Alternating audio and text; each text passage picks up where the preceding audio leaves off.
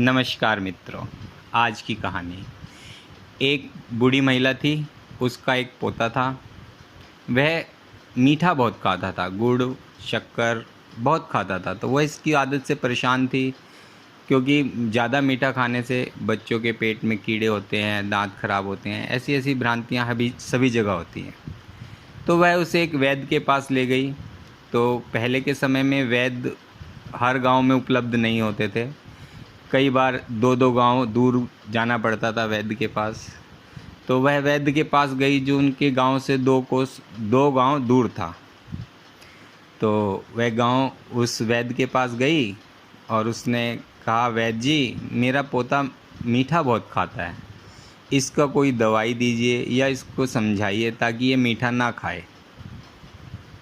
तो यह सुनकर वैद्य ने कहा, ठीक है, मैं इसको समझा दूंगा, इसे आप नेक्स्ट वीक लाना, अगले हफ्ते लेके आना।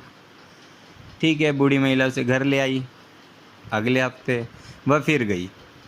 फिर वैद्य ने कहा, नहीं अभी नहीं, अगले हफ्ते आना। वो फिर अगले हफ्ते गई। फिर करते करते 6 हफ्ते बीत गए। 6 हफ्ते बाद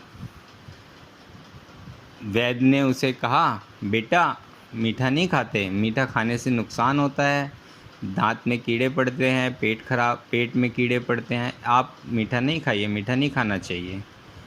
ऐसा कहा और उसे वापस भेज दिया। और वापस आने के बाद लड़के ने मीठा खाना छोड़ दिया। बुढ़िया परेशान, अरे ना कोई दवाई दी ना कुछ, और मुझे 6 हफ्ते से ये बार बार बुलाते थे और वापस भेज देते थे, ऐसा क्यों किया। तो नेक्स्ट वीक अगले हफ्ते वो फिर बूढ़ी महिला उस वैद्य के पास गई और उससे धमकाते हुए बोली, अरे वैद्य पागल हो, जब तुमने बस उसे इतना सही समझाना था तो मुझे इतने दिन क्यों चक्कर कटवाए। तो इस पे वैद्य ने कहा, देखो आपकी बात जायज़ है, आपका गुस्सा जायज़ है, मगर मेरा कथन सुनो। आज से 7 हफ्ते पहले मैं खुद मीठा खाता था। जब मैं खुद मीठा खाता था तो मैं बच्चे को कैसे मना कर सकता हूँ मीठा खाने से।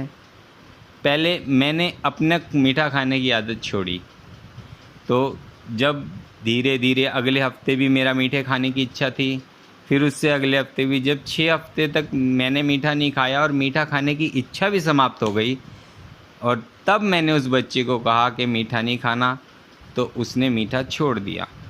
अगर मैं खुद मीठा खाता और उस बच्चे को कहता कि तुम मीठा ना खाओ, तो मेरी बात में कोई वजन नहीं होता, ना वो बच्चा मानता और ना मेरी बात कहने का कोई फ़ायदा था। तो इसलिए जब मैंने अपने मीठे खाने की आदत छोड़ी, तभी आपके बालक ने भी मीठा खाने की आदत छोड़ी। तो इस कहानी का जो सार है वो यह है कि हम दूसरों को उपदेश देते हैं, उस उपदेश का सही मायने में सार्थकता तभी होगी जब हम उस उपदेश को, उस बात को हम अपने जीवन में अमल करें। इसीलिए आज जो इतनी लोग समझाते हैं, कहते हैं, वह दूसरों के लिए उपदेश देते हैं, अपने लिए उपदेश नहीं होता।